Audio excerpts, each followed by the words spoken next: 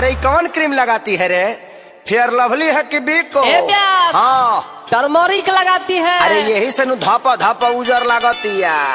तो कौन लोशन